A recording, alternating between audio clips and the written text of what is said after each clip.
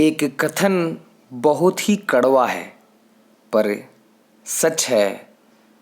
नमस्कार स्टूडेंट्स, इस वीडियो में हम लोग जो है बात करने वाले हैं कि बीए और बीए ऑनर्स में क्या अंतर है। डिटेल में इस वीडियो में बात होने वाली है, तो वीडियो को इसी बात पे लाइक कर दीजिए। आइए स्टूडेंट्स, हम लोग जो है वो बात कर रहे हैं उस बारे में जिसको मैंने स्टार्टिंग में कहा था कि कड़वा है पर सच है। कड़वा है पर सच है। क्या है कड़वा सच? कड़वा सच ये है कि बहुत से स्टूडेंट्स को ये पता ही नहीं है कि बीए ऑनर्स होती क्या है और किस तरीके से ये आपको बेनिफिट दे सकती है। ये पता ही नहीं है बहुत से स्टूडेंट्स को, इसलिए डिटेल में इस वीडियो पर जो है वो बात करने वाले हैं। क्योंकि बहुत से स्टूडेंट आप लोग देख रहे हैं कि बीए चूज़ कर रहे हैं।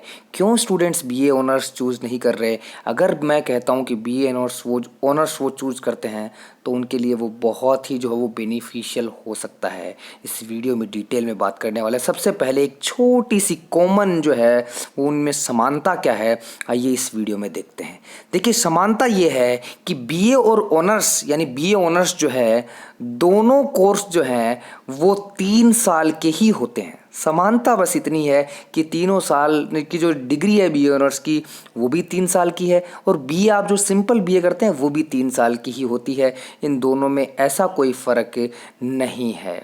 अब हम देखने वाले हैं इनमें अंतर कि आखिरकार इन दोनों कोर्सेज में अंतर क्या है, किस तरीके से हम इनमें डिफरेंस देख सकते हैं और किस तरीके से अब अपन इन्हें जो है वो समझ सकते हैं और किस तरीके से हम जो है वो एक बेटर डिसीजन ले सकते हैं अपने लिए। आइए स्टूडेंट्स स्टार्ट करते हैं।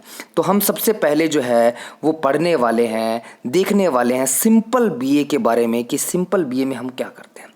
देखिए स्टूडेंट्स, सिंपल बीए में जो है वो हम क्या करते हैं, इसमें स्टूडेंट्स कोई पर्टिकुलर जो सब्जेक्ट होता है उसको नहीं पढ़ता है। आप लोग जानते हैं कि बीए में जो है वो स्टूडेंट कितने सब्जेक्ट पढ़ते हैं? 3 सब्जेक्ट चूज करने पड़ते हैं उन्हें।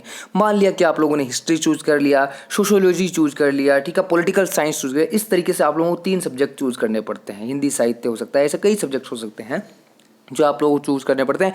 जो आप लोगों ने चूज़ किए हैं उन तीनों सब्जेक्ट को आप लोगों को बराबर महत्व देना पड़ता है बीए जो आप सिंपल बीए करते हैं उसमें।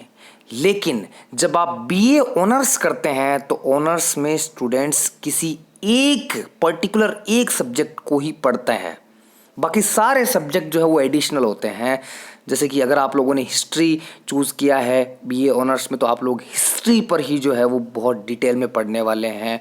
अगर आप लोगों ने सोशोलॉजी चूज़ किया तो उस पर पढ़ेंगे, होम साइंस चूज़ किया तो उस पर पढ़ेंगे डिटेल में, हिंदी लिटरेचर आप लोग अगर आप लोगों ने चूज़ किया तो उस पर पढ़ेंगे, पॉलिटिकल साइंस अगर आप लोगों ने चूज़ किया तो उस पर डिटेल में आप लोगों की स्टडी रहती है।